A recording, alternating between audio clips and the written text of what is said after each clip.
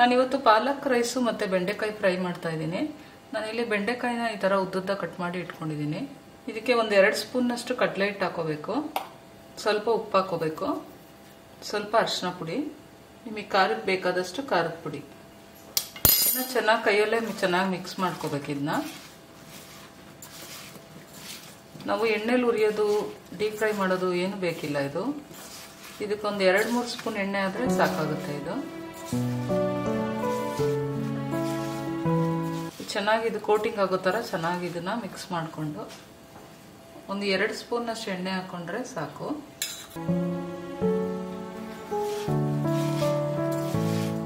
ಇದನ್ನ ಸ್ಟವ್ ಮೇಲೆ ಇಟ್ಟು ಸಣ್ಣ ಉರಿಲಿ ತಿರುಗಿಸ್ತಾ ಇರಬೇಕು. ಇಷ್ಟೇ ಫ್ರೈ. ಇದು ಒಂದು 10 ನಿಮಿಷ ತಗೊಳುತ್ತೆ ಅಷ್ಟೇ. ನಾನಿಲ್ಲಿ ಪಾಲಕ್ ರೈಸ್ ಮಾಡ್ಕೊಳ್ಳೋದಕ್ಕೆ ಒಂದು ಬಾಣಲಿ ಇಟ್ಕೊಂಡಿದ್ದೀನಿ. ಒಂದು ಸ್ವಲ್ಪ ಎಣ್ಣೆ ಹಾಕೊಳ್ಳೋಣ.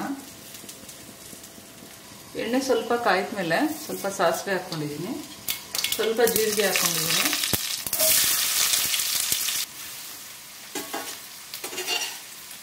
ಈರುಳ್ಳಿ ಹಾಕೊಂಡು ಸ್ವಲ್ಪ ಬಾಡಿಸ್ಕೊಂಡ್ಮೇಲೆ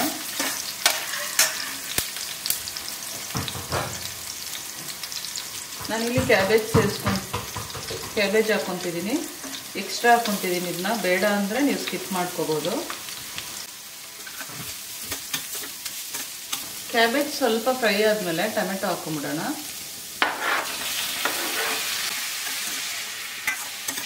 ಇದಕ್ಕೆ ಪಾಲಕ್ ರೈಸ್ ಮಾಡ್ಕೊಳ್ಳೋದಕ್ಕೆ ಪಾಲಕ್ ಸೊಪ್ಪನ್ನೆಲ್ಲ ನಾನು ತೊಳೆದಿಟ್ಕೊಂಡಿದ್ದೀನಿ. ಇದನ್ನೆಲ್ಲ ರುಬ್ಕೋಬೇಕು. ಪಾಲಕ್ ಸೊಪ್ಪನ್ನೆಲ್ಲ ಇದ್ರ ಜೊತೆ ಒಂದು 4 ಹಸಿರು ಮೆಣಸಿನ್ಕಾಯಿನೂ ಹಾಕಿ ರುಬ್ಕೋಬೇಕು. ಇದಕ್ಕೆ ರುಚಿಗೆ ಬೇಕಾದಷ್ಟು ಸ್ವಲ್ಪ ಉಪ್ಪು ಹಾಕೊಂಡ್ಬಿಡೋಣ. ಸ್ವಲ್ಪ ಅರಿಶಿನ ಪುಡಿ ಹಾಕಿದ್ದೀನಿ.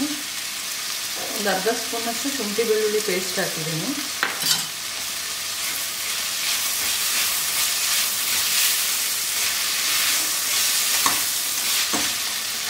ಟೊಮೆಟೊ ಚೆನ್ನಾಗಿ ಸ್ಮ್ಯಾಶ್ ಆದಮೇಲೆ ನಾನು ರುಬ್ಕೊಂಡಿದ್ದೀನಿ. ಇಲ್ಲಿ ಪಾಲಕ್ ಪ್ಯೂರಿ ಮಾಡ್ಕೊಂಡಿದ್ದೀನಿ. ಇದನ್ನು ಹಾಕೊಂಡಿದ್ದೀನಿ. ಇವಾಗ ಹಾಕಿರೋ ಪ್ಯೂರಿ ಚೆನ್ನಾಗಿ ಗಟ್ಟಿ ಆಗಬೇಕು.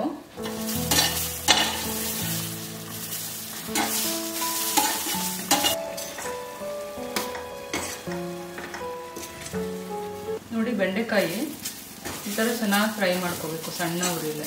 ನೋಡಿ ಎಷ್ಟು ಕ್ರಿಸ್ಪಿ ಆಗಿದೆ. ಇವಾಗ ಎಷ್ಟು ಚೆನ್ನಾಗಾಗಿದೆ ನೋಡಿ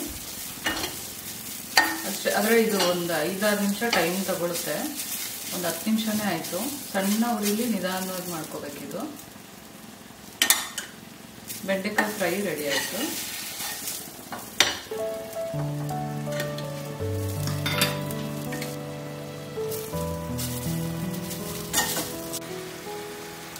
ನೋಡಿ ಇವಾಗ ಗಟ್ಟಿಯಾಗಿದೆ. ಪಾಲಕ್ ಗೊಜ್ಜು ರೆಡಿ ಇದೆ.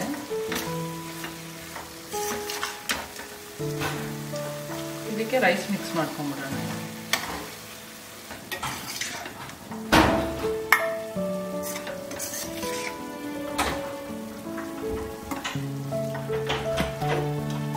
ಇದಕ್ಕೆ ಇವಾಗ ರೈಸ್ ಆ್ಯಡ್ ಮಾಡ್ಕೊಂಡ್ಬಿಡೋಣ.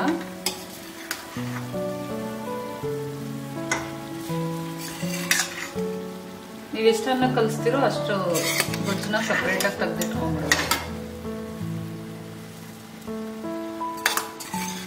ಸಾಯಂಕಾಲಕ್ಕೂ ಪಾಲಕ್ ರೈಸ್ ಹಾಕ್ಲೇನೋ? ಸಾಯಂಕಾಲಕ್ಕೂ ಪಾಲಕ್ ರೈಸ್ ಹಾಕ್ಲಪ್ಪ.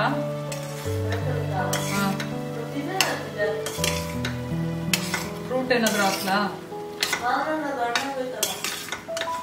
ಮಾವಿನ ಹಣ್ಣು ಹಾಕಿದ್ರೆ ಏನು ಹೊಟ್ಟೆ ತುಂಬುತ್ತೆ ನಿಮಗೆ?